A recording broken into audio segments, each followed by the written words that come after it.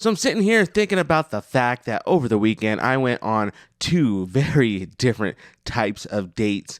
And one of those dates was definitely better than the other. Hello everyone, Anthony here. Welcome back to another juicy episode of the Single Parents Podcast. This is the podcast for anybody whose life may have turned out a little less than traditional. Hope you all are doing well. I think we're in October. Yeah, we made it to spooky month officially. I think this is the first episode of October. So I hope it's going well for you all. I hope as we're heading towards the end of 2024, things have just been going smoothly. Yeah. I hope things have not been too crazy. I hope things have been a little, at least manageable for yourself, for your kids, for your house, for all the things. Because even though we're heading towards the end of 2024, if your life's anything like mine, there's still plenty to figure out and to think through and to prep for. So I just hope it's just smooth. It's just smooth. It's not too much that you're just doing your thing. You're making it work and you're just going through life the best you can, giving it all you got, while all the while making sure that you slow down to just smell the roses, enjoy the little things, do what you got to do, just to make sure your life isn't nothing but running around 100 miles per hour. A lesson I'm still learning a lot, and I'll kind of get more into that here in just a moment. But I truly do hope that you, listener, are doing well. This episode is just going to mostly be me sharing some thoughts, sharing some stories, slowing down a little bit just to talk with you all, my friends out there. But before we get into that good, a few things I would just like to ask you to do. The first thing to do, if you'd be so kind, is just to make sure you are subscribed to the podcast. You've done all the things, turned on automatic downloads, rang the bells, done all of that stuff, so that way you don't miss another episode in the future. You stay up to date. We're about halfway through this fall 2024 season. I know it's crazy, already halfway through. But we got some good fun stuff planned, and I don't want you to miss out. So make sure you're subscribed so you can stay in the loop. The second thing I would just ask you to do is maybe consider sharing the podcast with a friend, with a family member, with somebody sitting across from you at the speed dating table. Yeah, we're going to talk about that here in a moment. But maybe speed dating can be awkward. You know, it can be weird coming up with 30 different things to talk about. So I'm going to help you with one of those things. And I'm going to say, hey, share the podcast with somebody. That's a good icebreaker. That's a good way to show the person across from you that, okay, this person has some good taste. Okay, I see it. And we'll help you out that way by giving you something to share. So that would be great. And then last but not least, if you would be so kind to do so, maybe consider rating the podcast 5 stars, highest rating possible on your favorite podcast hosting platform. Heck, even write a little review. That would be cool. I would love to read that. I'd love to hear your guys' thoughts. So that would be cool for me, but it also will tell the algorithms out there that the show is legit, and it'll pass it along to more people. All right, let's talk about my dating experiences again. So as I mentioned at the jump of this episode, I went on a couple of different dates over the weekend, different kinds of dates, I guess you could say. And just for some context, I'm recording this episode on a Sunday. So last night for me was Saturday. That was one of the types of dates I went on. And then Friday, the day before that was another date. So that was kind of my weekend, right? So Friday, Saturday ended my days by going out and getting a little crazy. So first I want to talk about the type of date. I'm using air quotes very loosely when I talk about all this because you'll see in a second. But I want to talk about what I did last night. So last night being Saturday for me. Last night, I went to a speed dating event. And I'm using air quotes by saying I went, but this event that I went to last night, speed dating, it's actually like my third time, I think, going to a speed dating event. Basically, it seems like every year for the last 3 years now, I hear about these events and I kind of ho-hum and be like, I don't know if that's something I want to do. Like, I'm not sure I'm feeling that, but I don't know, something in me is just like, you know what, I think it'd be good. It could be fun. At least you're getting out, meeting new people, putting yourself out there. I mean, worst case scenario, it's just something to do, right? Something to get out and to enjoy at least a little bit. Maybe there's some food, maybe there's some drinks. You just never know. So for the last 3 years, these events have popped up, put on by different people, different groups, different organizations, whatever. And I always just end up talking myself into going. And that was the case for this year, year 3, my third time trying these events. Because I heard about it a while ago, and I was just like, I don't know. I really don't care. Speed dating for me, it's kind of tricky for me. Because I think ultimately it doesn't really work for me, or at least the whole concept in general doesn't work for me, because I think I'm too good at answering and asking questions for speed dating. Yeah, I know that sounds weird, and I'll break that down. But essentially, right, if maybe you don't know, maybe you have no idea what speed dating is, but just in case, speed dating, you get into a big room with a bunch of different singles, and then you sit at a table with a chair right in front of you, and then depending on the event, sometimes it's like 3 minutes, sometimes it's like 5 minutes. Basically, you go around and you rotate around all the chairs, musical chair style, and you spend that allotted time just talking to the person in front of you, getting to know them as much as you can in 3 to 5 minutes or whatever it is before they ring the bell, and then you go on and you talk to the next person. And I guess the idea is to chat up as many people as you can, kind of get like the surface level information that you can about them, and then maybe at the end of the night you can be like, oh, that person who told me they're an underwater basket weaver, she seemed pretty cool. I'm gonna go and maybe talk to her more, or at least get her number, and then that's kind of the whole gist of it. But for me, like I said, I think I'm sometimes too good at answering and asking questions, because I'm very good at having those type of conversations, having those very, very, very surface level conversations to where you could ask me. And I've had people share this about me, and I've tried to grow a lot in this area. I really, really have, especially when it comes to some of my more intimate relationships. But I've had people share with me the fact that, like, you know what, Anthony, like, one thing about you is that you know how to have conversations, you know how to ask a lot of really good questions. And then when we ask you questions, you're good at kind of just navigating those questions in very smooth and polished and professional type answers. And at the end, you will walk away talking to you and we'll be like, oh, yeah, no, Anthony and I were really close. I really feel like we bonded over that conversation. It was a very good conversation. Sometimes it was even a long conversation. But then we'll think back at our relationship with you, or even our conversations with you, and just be like, oh, well, like, and now that I actually think back to the conversation, like, I really don't feel like I truly know Anthony. Like, yeah, I guess the conversation was good and we had a good dialogue, but did I really get to know him? Did the answers to the questions that he gave really allow me to kind of see who he really is, like get behind some of those walls? And so basically I'm very good at asking and answering questions, almost like a defense mechanism, really, because if I can almost control / navigate the conversation in a way that makes it feel like we're cool, like, hey, great talk, love chatting with you, but doesn't cross too far into the realm of me having to really get into some of my maybe insecurities or some of the things I get nervous about sharing and talking about for the sake of image perception, whatever it is.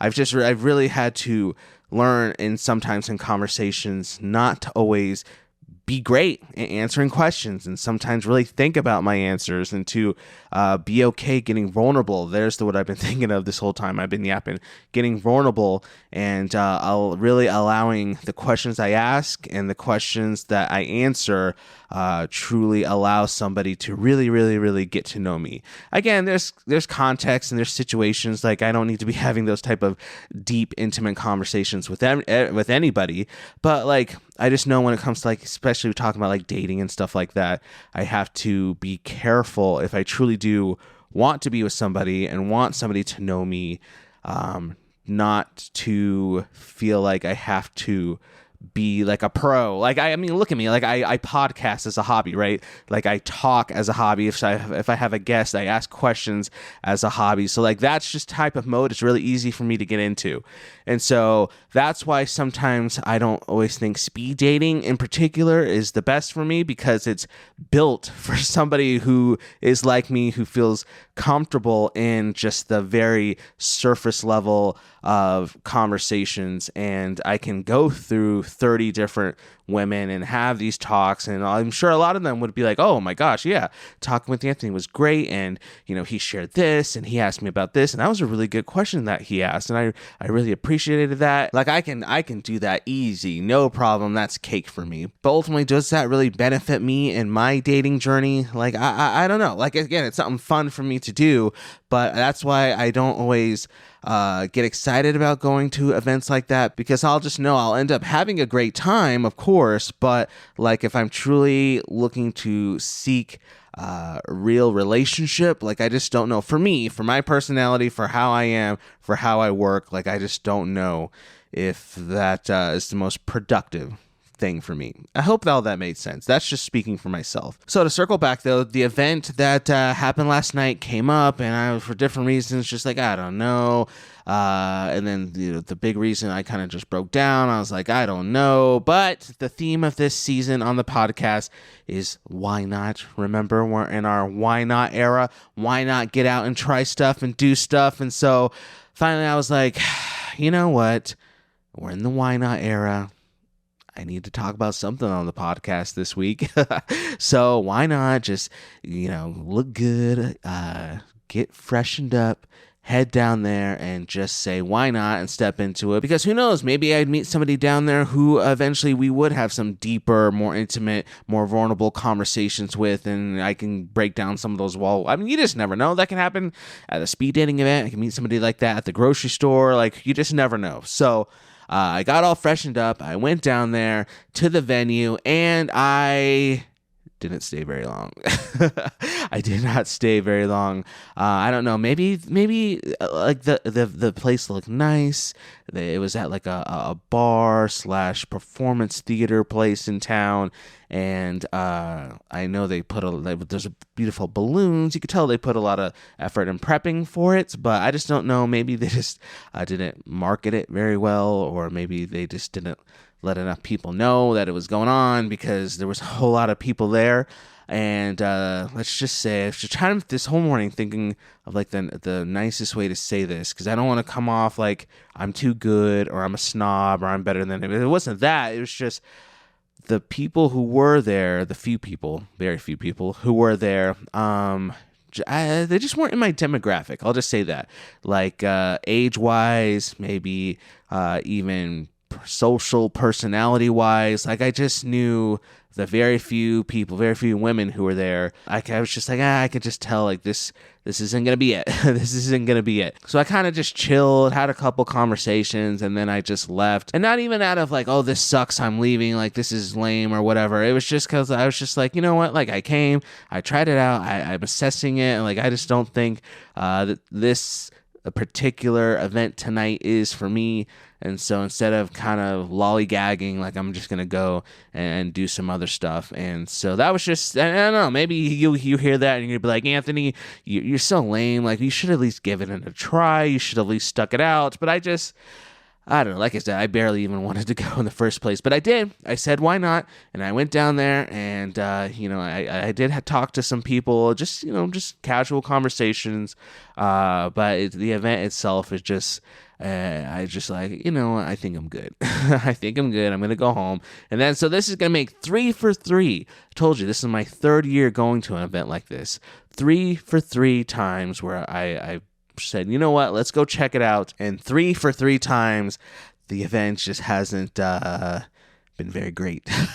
Because maybe, I don't know, I think I just live in a smallish town, I guess you could say, and the people who do put on these events, they do a great job. I know they put a lot of work into it. I definitely appreciate it, but just the turnout sometimes is just not maybe what they would always expect, or even just the event themselves. Like maybe they have this vision in their head, but it just doesn't always get executed properly. So the first time I went to one a few years ago, it was just, I went with some buddies and we were gonna, show up like the bad boys, and we go in like gangbusters and get all these numbers and do all these things, and it was just, no, the event itself was that one I don't know, just wasn't put together in a way that really could even lead to like some good conversations and to get to know people. I don't really know what their goal with that was. And then the one I went to last year, year number 2, that was more, I guess, like a religious-ish based dating event. The people who were putting it on came from that kind of mindset, and that one, the whole event was better than this year's and then the first year's as far as like an event. Me and my boys did get to talk to some people, did even get some numbers, and even the way that event was structured, they could have done some things and taken some things out of their agenda to set people up for success more, because there was a speed dating event, but they did a whole bunch of other crap throughout the night that kind of took a long time to get through. So they had a whole bunch of other stuff that there wasn't really necessary involved in the evening. So by the time we actually got to the speed dating part, it was like the last maybe 20 minutes of like an hour and a half night. And so they had to like kind of rush through it more. Like, I know it's speed dating, so it sounds kind of weird to say rush through it, because that's kind of the point, but they like really like had us like rush through it, and they didn't really think about the organizational aspects of how people were going to move throughout the chairs properly, and it kind of created like a traffic jam, and I don't think everybody even got to talk to everybody, and so it was kind of a mess. But compared to the other 2, the one I went to last night and the first year, that one was the best, and then last night was just kind of a dud. So I'm 3 for 3 when it comes to events like that, and so I think they say in baseball, right? 3 strikes you're out. I think 3 attempts and I'm out. Maybe especially like locally in my area. Maybe if I went to like a bigger city or even like a different city, like maybe I would try it again. But I think I'm good when it comes to local speed dating events. But I'm glad at least I tried it. I'm glad I said why not, because this whole why not era season of the show that we're in doesn't necessarily even mean like, hey, like put yourself out there, because things are going to work out and things are going to go good and you're always going to walk away happy with the fact that you put yourself out there. No, it's just about putting yourself out there and seeing what happens. And sometimes you say why not and you go try something, and it doesn't always end up this magical, amazing thing that you get to post on social media about, or that you get to share with your grandkids one day. Sometimes it's just like, okay, well, I tried that and on to the next day. So that was my first type of date I went on over the weekend, was the whole speed dating thing. So now let's talk about Friday. What type of date did I go on Friday? Well, that was a date that I am going to remember for a long, long time, and I probably will talk to my grandkids about, because it was amazing, because it was a great night. I would dare even to say like almost like a perfect night, to be honest. And that was a date I took my 2 beautiful daughters on. So in my town, maybe they aren't the best at putting on speed dating events for adults, but one thing that they do put on that is always amazing, and we always mark our calendar for as a family, is they do like a local daddy-daughter dance. So they ran out like our convention conference center, and they have all these food, and they have photo booths, and they have candy, and they have a DJ, and they have a giant like real dance floor, and they have the lights and balloons, and they just make it a time where dads can bring their daughters. I think the youngest they have to be is like 5, but then any age after that, you bring your daughters. Some people, like older dads, bring their like older teenage daughters. I think even saw like a couple of like young adult daughters with their dads there. But you just get to go and you get to dress up. They do a theme. This year's theme was masquerade. But you kind of get dressed up with the theme, and then you just have a good night. The little ladies with their old men dancing and being goofy, and sometimes they go out to dinner. So you drive through town and you see these dads looking sharp with their daughters and these dresses or whatever their outfit is, and it's just always fun. And so that happened on Friday, and so what I ended up doing was I got off work on Friday. The girls were with their mom this week, but I got off work on Friday, went, got a haircut, got really all fresh, got my clothes all fresh, cleaned out my car, went and bought them flowers, and then pulled up and picked them up and gave them their flowers, and they got to be my date for this awesome daddy-daughter dance. We've done the dance, I thought it was like 3 years, but I think it might have been more than that. But we've been doing it every year for several years, and they look forward to it because their mom helps them get all dressed up, and they got new dresses, and they did their hair, and they got necklaces and bracelets and earrings and accessories, and they just know that this is a night where their dad gets to focus 100% on them. They get to feel like princesses, and they just get to go, and they just get to have their dad's 100% attention in this fun environment. Obviously, they have my attention like all the time when they're with me, but this is just a night where they just know, like, okay, this is our special night with our dad, and they look forward to it as much as I look forward to it.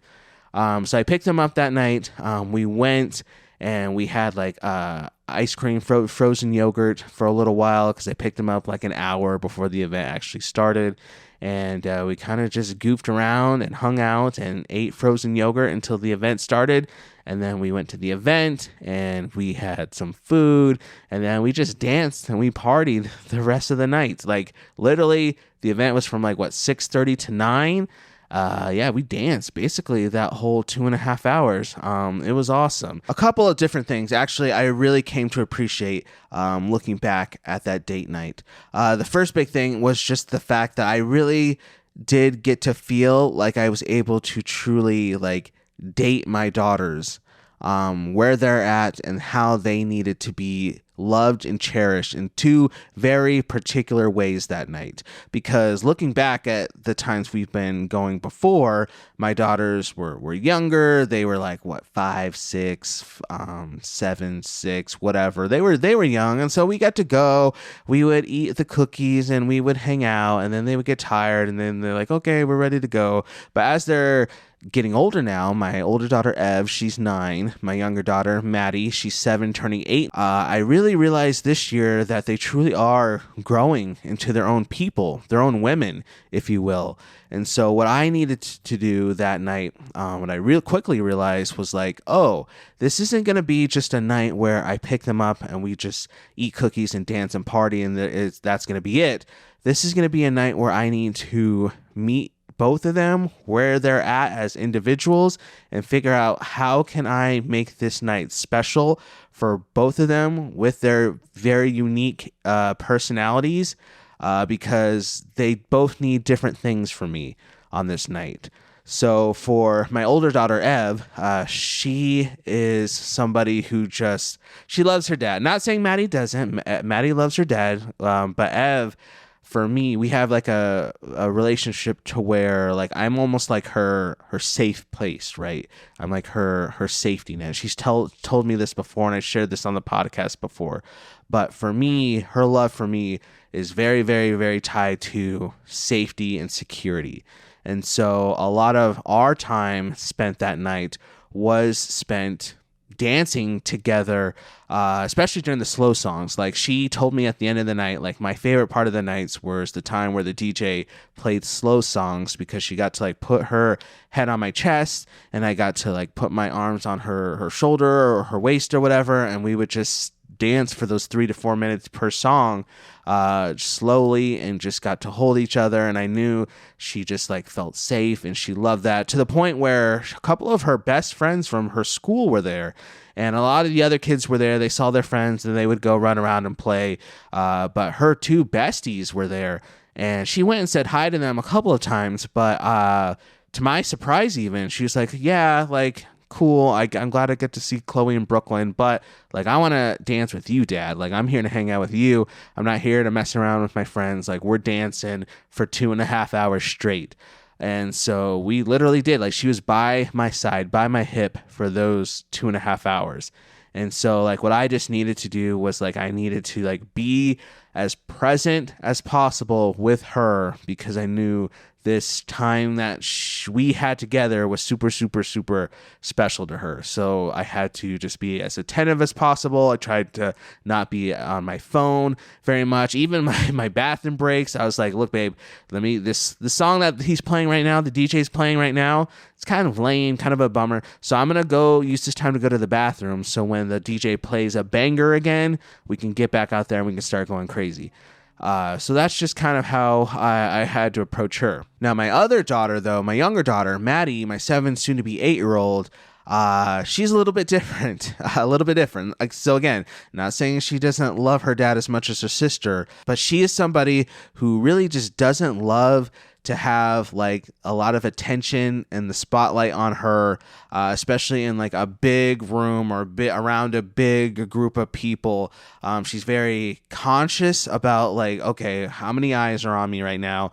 And when she does have a lot of like eyes on her, or she's getting a lot of attention from especially like strangers and stuff, she gets very anxious, and it just makes her uncomfortable, and it makes her shut down in weird ways.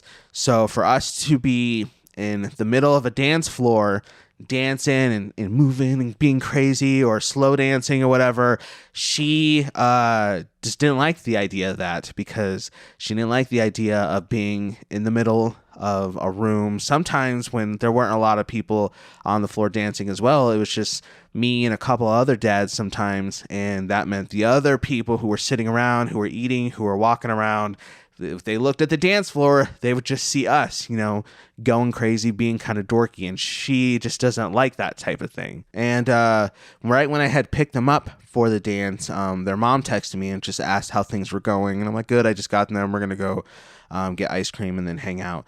And she was like, okay, well, I just want you to know basically that Maddie had just all week when she was at her house had been like really emotional and really anxious and stuff like that. So she was just basically like reminding me like, hey, like tonight, just kind of like watch how you are, make things good for her, because she's just had a very kind of rough emotional week for a 7-year-old. And so when I first got there and the dance floor was empty, and Ev, like I said, she just wanted to dance with me the whole night. Like immediately she wanted to go to the floor. But Maddie, I was like, okay, come on, Maddie, let's go dance. And she looked around and saw that not a lot of people were dancing. And she's like, no, like, I don't want to do that right now. Like, I want to go do some other stuff. She had found a friend who was there, and so she's like, I'm gonna go say hi to my friend or whatever, because I don't want to go out there dancing like that, because that's embarrassing, and I'm here to have fun. She said that's embarrassing, I'm here to have fun. And I immediately wanted to be like, well, no, like, this is a daddy-daughter dance, like, we're supposed to be out here dancing together, the three of us, and blah blah blah. Because in my head, like, if in my own head, we're like all three cuddled together dancing throughout the night, and we're having great conversation as father and daughters and blah blah blah blah blah. But that's in my own head with my own expectations, not truly meeting my girls where they're at. Because again, Ev, she did want and need that type of attention from me. But for Maddie, the idea of doing that just would have caused her a lot of anxiety, and it wouldn't have been fun for her. And that wouldn't, if I would have made her come out and to do that the whole night, that would have been me not meeting her where she's at, not hearing her, not seeing her, not meeting her needs. And so like I had to like in that moment kind of have a conversation with myself and be like, Anthony, like, don't take it personal. You know, this is how she is. Like, let's just let her enjoy her night the way she needs to enjoy it. And then Ev can enjoy her night the way she needs to enjoy it. So throughout the night, Maddie played with her friends. She liked to do stuff. She didn't like to get out and dance in front of people, but Maddie liked to do stuff. So like we went and did the photo booth and we took silly pictures, and then she again saw some of her friends running around, and her friend won a raffle that night, so her friend gave her some stuff out of her raffle basket, so that meant a lot to her. And so she just spent the night just doing her thing, having fun, like coming and going and doing the little activities that were around the event venue that night. And she just looked like she was just living her life. But what was really cool was that towards the end of the night, when the DJ had said, okay, we're gonna play like 2 or 3 more songs and wrap it up, I was just out there. I don't remember where Ev was. Maybe that was one of the times Ev did go say hi to one of her friends. But I was just basically out there dancing by myself, being kind of a dork by myself. And Maddie came up, grabbed my hands, and she did dance for like half of a song, like maybe most of a song, but she did grab my hands and we danced together. And then when that song ended, she like ran off again. But that half of a song, 3/4 of a song that she did dance with me meant a lot, because I think that was her way of saying like, you know what, Dad, yes, I didn't want to stand out here dancing with you the whole night like my sister, but this was still like a fun night. I still see you. I still love you. And so like, I'm going to come and do something I don't want to do for half of a song, because I still want to like show you that I love you, and I just want to at least do this one little thing with you. Like, that's just how I took it. And I appreciated that a lot more than like forcing her to come out and dance with me the whole night and her be miserable, and or me like guilt her into it even, or shame her into it and be like, what? Like, oh, this is a daddy-daughter dance. You don't want to dance with your dad like your sister? Like, that just, I don't know. I just didn't want to do that. So I think that was her 7-year-old way of saying thank you for allowing me to enjoy this night in the way that I truly needed to enjoy it. And so we wrapped up the night. We got all our stuff. We were all tired and our feet hurt, and I took them back to their mom's house. And afterwards, I was like, you know what? My dogs are barking. Like, I need to go sit down. But like, I just danced for 2.5 hours, so my mind's going. Like, I still got the going through my head. Still got the adrenaline, so I don't necessarily want to go home and go to bed. So I was like, you know what? I think I'm just gonna go to a movie. Like, it's like 9:30 at night. I'm just gonna go to a movie by myself, so that way, like, I can let my brain calm down a little bit before bed, but I can still do something that allows me to put my feet up. So I got to the theater. I was just in there by myself, so I took off my shoes, which was good. I was by myself because they probably stank. And then I put the little reclining seat up, got comfortable, and then as soon as I was really comfortable, my phone started to ring, and it was the girls. So I was like, I literally just saw you 10 minutes ago. So I got out of the theater. I went out and I said, hey guys, what's up? And they were already like in bed because they had stuff to do the next day. So their mom had them go to bed pretty quick, but they were just like, Dad, we just want to say thank you so much for taking us to the dance. Like, and I was like, oh yeah, like, of course. You guys you had a lot of fun. Like, did you enjoy it? Like, what are your thoughts? And they were like, yeah, we had a lot of fun. It was awesome, and all these different things. They're like, thank you for buying us flowers.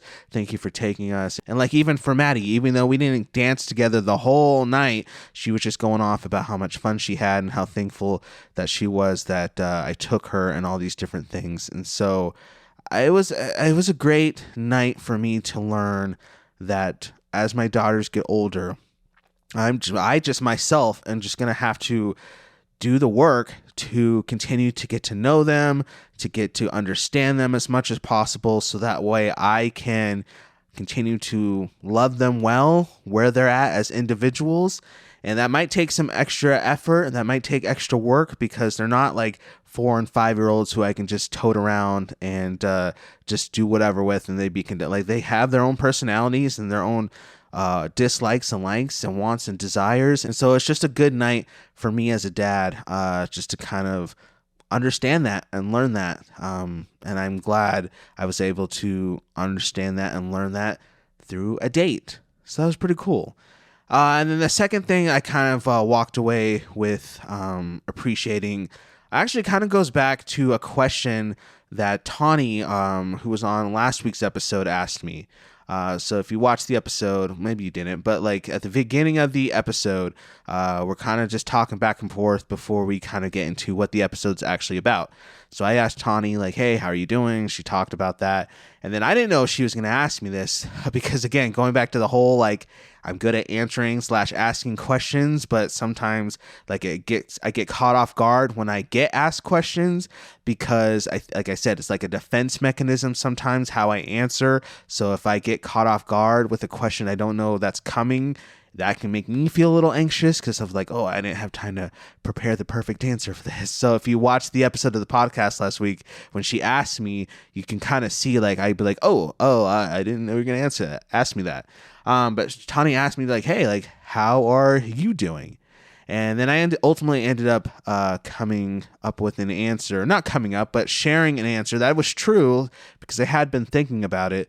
But she asked me like how I'm doing and told her like I'm good, but my life right now is basically like I should have looked up the name because I knew I was going to talk about this on this episode. But basically there's this like myth story of a guy who's basically cursed to push a rock up a hill for all of eternity. He can get to the top of the hill, but once he gets to the top of the hill, the rock rolls down the other side of the hill, and then he has to go to the bottom and start all over. So he gets to the top, rolls down, starts all over, and he's just doing that over and over and over again. And I told her, like, that's kind of how my life is right now. It's good because I can get to the top of the mountain and I can get to the end of my goals or end of the calendar month or whatever, but there's not a lot of time to kind of just chill and enjoy the view from the top of the mountain because the rock rolls down the other side and I have to start all over again because the calendar page flips and it's a new month, which means new bills and new events and new holidays and new birthdays to go to and new things that school that we have to figure out and new work goals to hit. So it was just, it's just a lot. And so I appreciate Tawny asking me that question, though, because I've really been thinking about it since that episode last week, because I knew I was heading into the end of the week being the daddy-daughter dance, right? So Tawny and I shot that episode like a week before the daddy-daughter dance. So we recorded that on a Friday, I think, and the next week was the daddy-daughter dance. So leading up to that dance, thinking about the response I gave to Tawny's question, I was just like, you know what? I think what I want to do, what I really want to do is use that time that I'm going to have with my daughters at the daddy-daughter dance as a time to really make sure I do chill at the top of that mountain and enjoy the view, if that makes sense. Because eventually, the rock's going to roll back down and I got to figure a whole bunch of other stuff. But for at least just that one night, I don't want to think about bills. I don't want to think about stuff I got to go do. I don't want to think about traveling for this. I don't want to think about meetings with my boss at work. I don't want to think about all this stuff. Because the week before, the daddy-daughter dance was just filled with a lot of crap.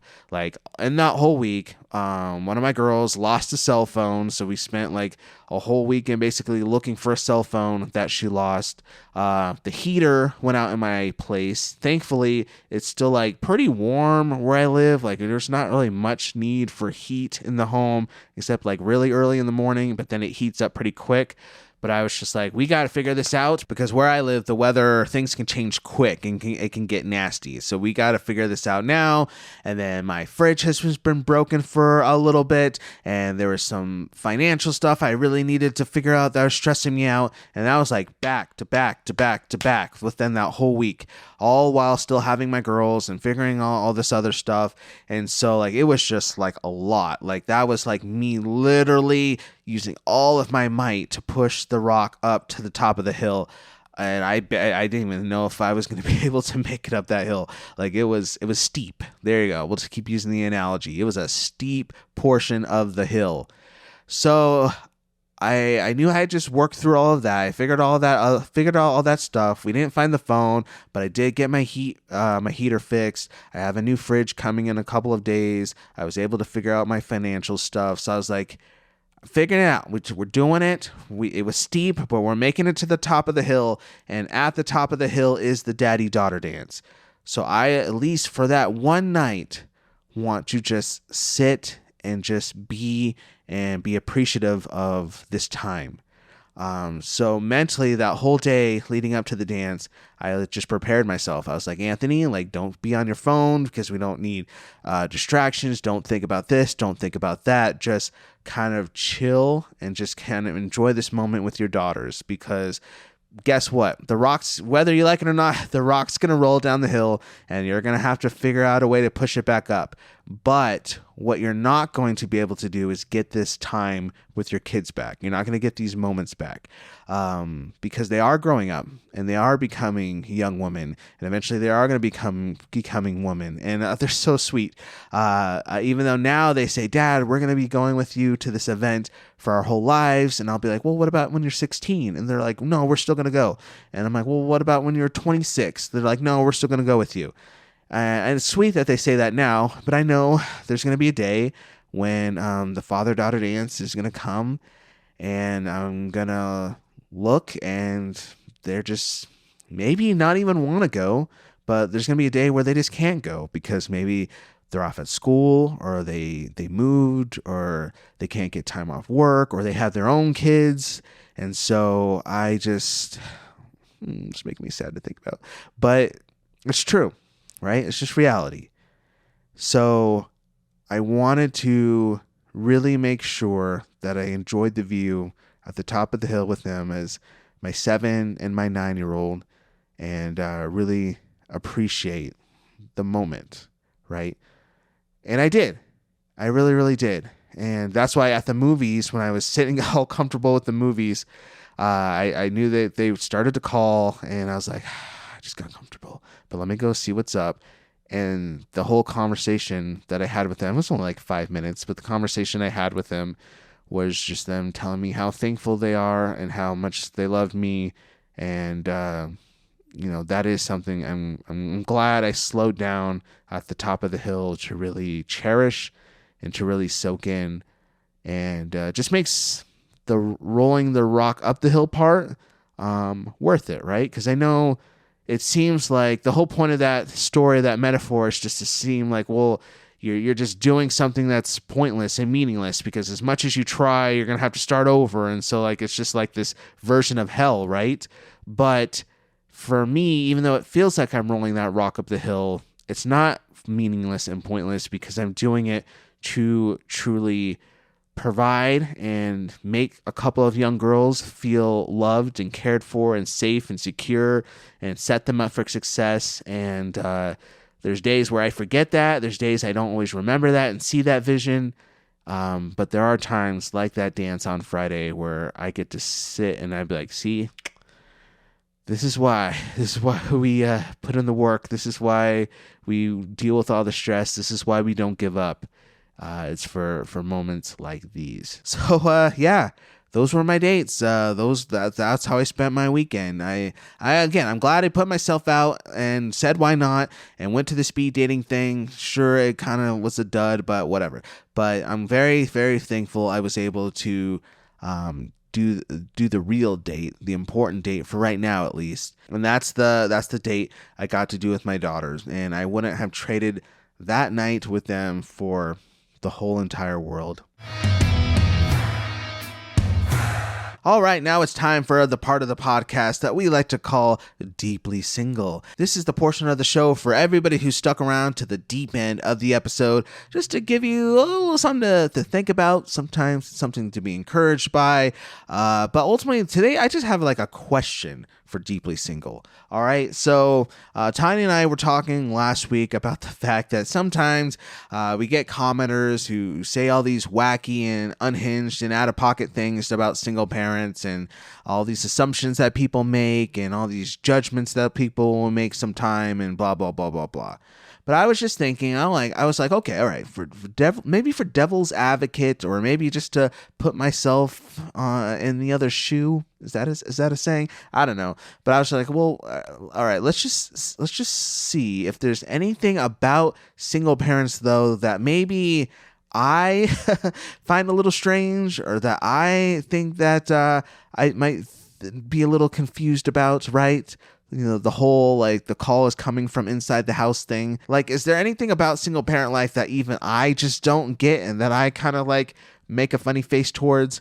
And I realized, like, yeah, there is something maybe I just don't get. And that is when single parents, or even just divorced people in general, refer to their ex-in-laws still as their in-laws, right? So like I know people who've been divorced for like a hot minute, and they'll still refer to their, let's just say, ex-husbands. They'll still refer to their ex-husband's mom as my mother-in-law, or their siblings as, oh, that's my sister-in-law, blah, blah, blah, blah, blah. And I always just be like, well, no, like, am I wrong? Like, when you get a divorce, that person's no longer your husband, no longer your wife. So wouldn't that mean that person's family is no longer your in-laws? Like, that's not your mother-in-law anymore. That's your ex-husband's mom. Am I wrong about that? Like, that's how I like refer to it. I don't refer to my old in-laws as my father-in-law, my mother-in-law, my blah, blah, blah, blah, blah. I just say, like, oh, that's like my kids' grandma, or my kids' grandpa, or their mom's mom, or something like that. And I know, like, sometimes it'll slip, right? Because maybe you've been married to somebody for a while, and you kind of get in the habit of referring to this person as your mother-in-law, your father-in-law. And so, like, I'm not talking about that where it's just like, oh, well, yeah, I guess I didn't really think about it. But like, I'm just talking about in general, like, again, people I know who haven't been married to this person in a while, and they'll still refer to their family as their in-laws. Maybe I'm wrong. Am I missing something when it comes to that whole in-law thing? Like, does it change? Actually, let me just look up the definition real quick. All right. So the definition of in-laws just says a relative by marriage. Yeah, a relative by marriage. So in that case, they wouldn't be your in-laws anymore if you're not married to that person anymore, correct? This is just a question. Like, I'm not necessarily like saying this to judge anybody or to whatever. I was just thinking about this because that's something about, I know single parents who do this, and it's just always confused me as to like why you refer to that person as your mother-in-law still, even though they're technically not. What do you all think? This is just something I'm going to ask. I'm going to ask you just to share your thoughts on. I'll make this the poll this week on Spotify. If you're listening to this the week that this comes out, you can share your comments and vote in the poll there. We'll make that the thing to do over there. But also you can use the socials, send DMs, the email at singleparentspodcast@gmail.com. That's the singleparentspodcast@gmail.com. Share your thoughts on this. This is something that you do. Do you still refer to your ex-husband, ex-wife's family as your in-laws?